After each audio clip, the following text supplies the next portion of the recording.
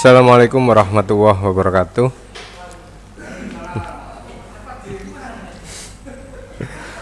Baik anak-anak, selamat pagi dan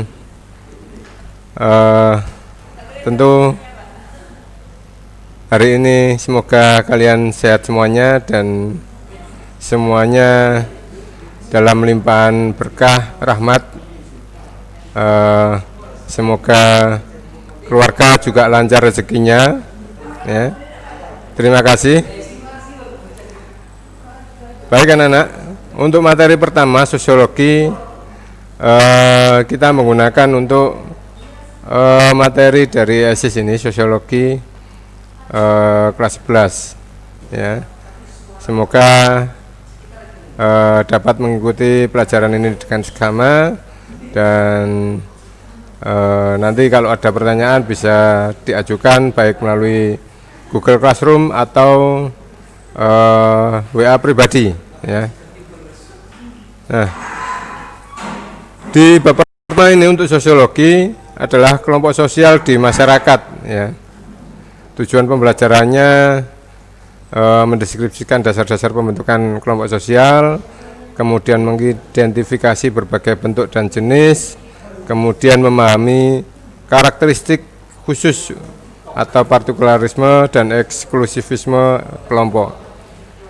Kemudian selanjutnya tujuan pembelajarannya adalah mendeskripsikan dinamika kelompok, ya, kelompok sosial.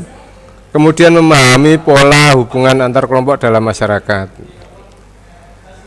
Selanjutnya kita masuk ke dalam keluarga, ya.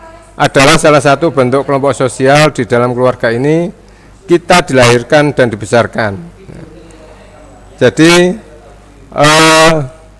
keluarga ini, ya, sampean di dalam rumah, ya, bersama ibu, bersama saudara, bersama ayah, tentu ini adalah kelompok sosial yang kemudian tidak bisa terelakkan.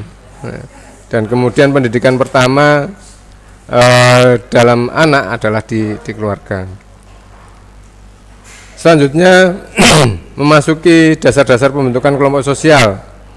Hakikat kelompok sosial ini adalah pertama, kumpulan individu yang memiliki hubungan saling berinteraksi sehingga mengakibatkan tumbuhnya rasa kebersamaan dan rasa memiliki, misalnya anggota HW, Hizbul Waton. Ini, ya,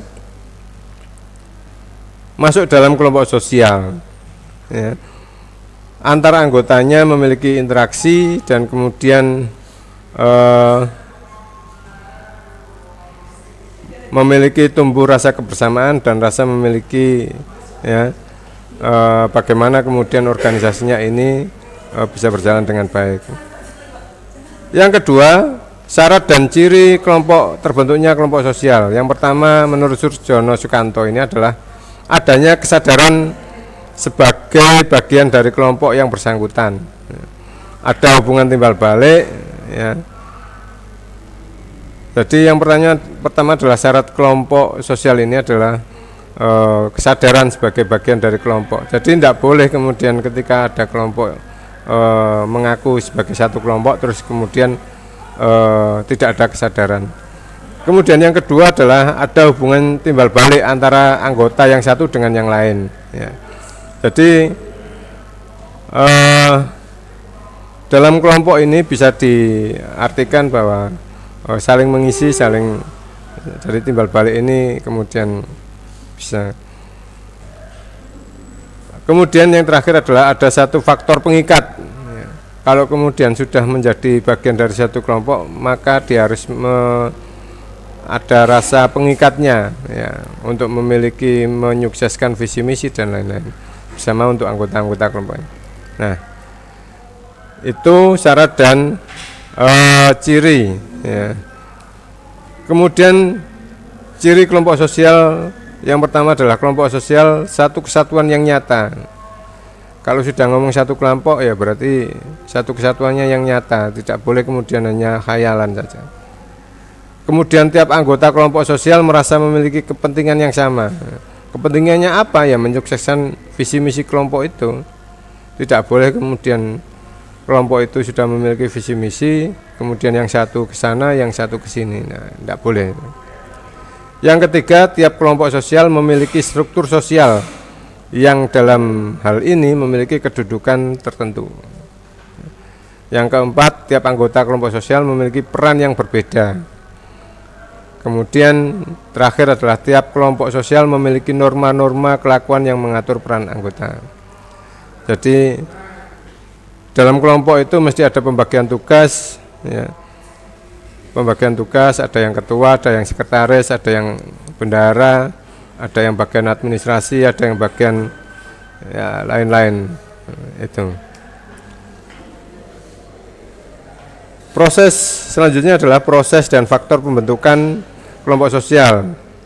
Proses pembentukan kelompok sosial adalah manusia makhluk sosial yang secara kodrati tidak dapat hidup tanpa orang lain. Nah, siapa yang bisa untuk hidup di dunia ini seorang diri? Tidak ada. Orang kaya masih tetap butuh orang miskin yang jual sayur, yang jual. Orang kaya masih butuh orang jual sayur, jual jasa dan lain-lain. Orang miskin pun masih butuh dengan orang-orang yang lain. Itu. Guru butuh dengan siswa, siswa dengan juga butuh guru untuk belajar bersama.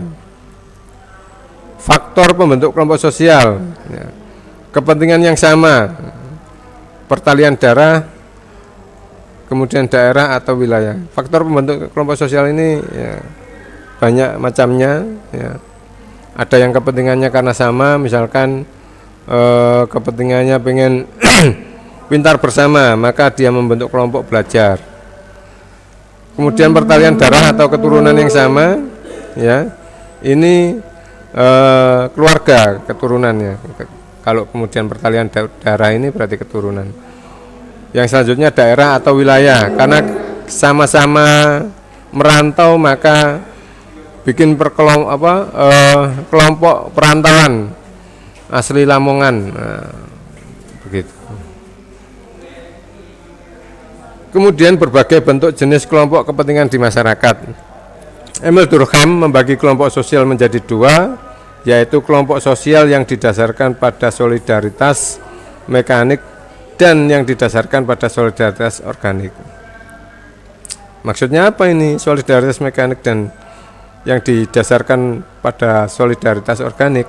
Nah, mekanik ini ya merupakan ciri dari masyarakat yang masih sederhana dan belum mengenal pembagian kerja.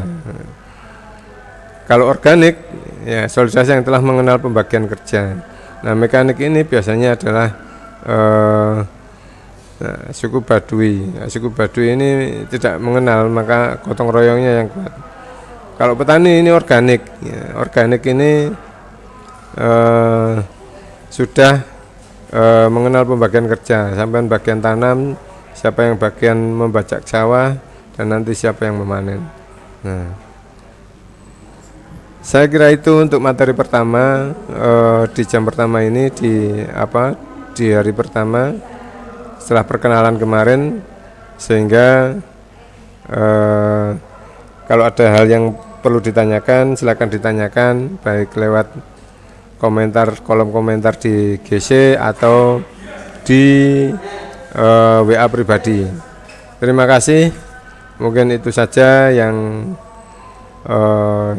disampaikan saat ini. Ya. Semoga kalian tetap sehat, orang tuanya sehat, lancar rezekinya, dan sekian. Wassalamualaikum warahmatullahi wabarakatuh.